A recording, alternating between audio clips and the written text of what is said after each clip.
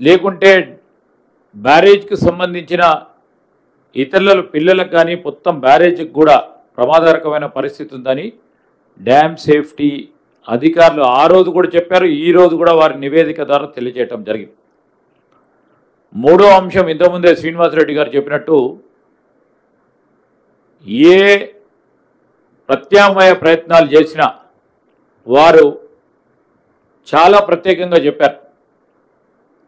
రాష్ట్ర ప్రభుత్వం కానీ రాష్ట్రానికి సంబంధించిన ఇరిగేషన్ అధికారులు రిపేర్స్ చేపట్టినా సాంకేతికపరమైన ఏదైనా ఉపాయాలు చేసినా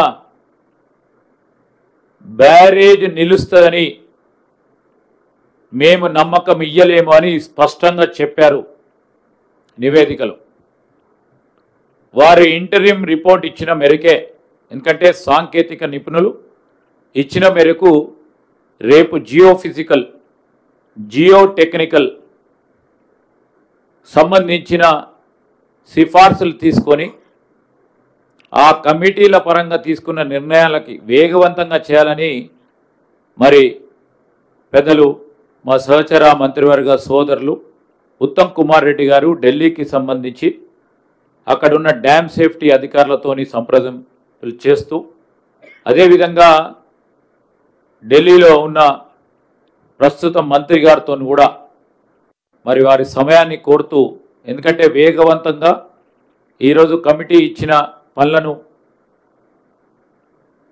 నివేదిక ఇచ్చే విధంలో జియో టెక్నికల్ కానీ జియో ఫిజికల్కు సంబంధించిన అంశాలను ఆ కమిటీ పరంగా తీసుకోవాల్సిన నిర్ణయాలను వేగవంతంగా మీరు అమలు చేయడానికి సహకరించమని కోరటానికి వారు కూడా ప్రయత్నం చేస్తూ ఉన్నారు. రైతులకు సంబంధించిన ప్రయోజనాలు మాకు ముఖ్యం. ఆ క్రమంలోనే ఈరోజు మేము తీసుకునే నిర్ణయాలు క్యాబినెట్లో ప్రతి ఒక్క మా సహచర మంత్రుల సోదరులు కూడా ఈరోజు మరి మేడిగడ్డ కానీ అన్నారం కానీ సుందిళ్లకు సంబంధించిన బ్యారేజీలకు సంబంధించిన అంశాల విషయంలో సాంకేతిక నిపుణులు ఏం చెప్తే స్పష్టంగా ఆ విధంగా చేస్తే బాగుంటుంది, అదే విధమైన ప్రయత్నం చేయాలి, అదే విధమైన చర్య తీసుకోవాలని ఒక నిర్ణయం తీసుకోవటం జరిగింది. ఎందుకంటే ఇంతపూర్వకం సాంకేతిక నిపుణులు చెప్పింది వినకుంటే ఏమైందో మనం అందరం చూసినాం, రాష్ట్ర ప్రజలందరూ చూసినారు.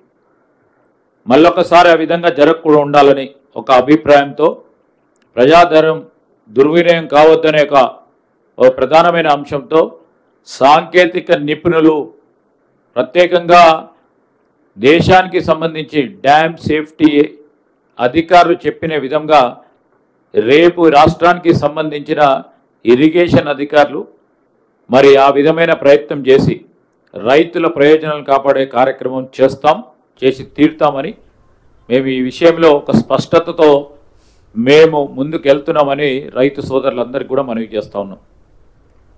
ఇంకేమైనా ఉంటే మాట్లాడుతాం.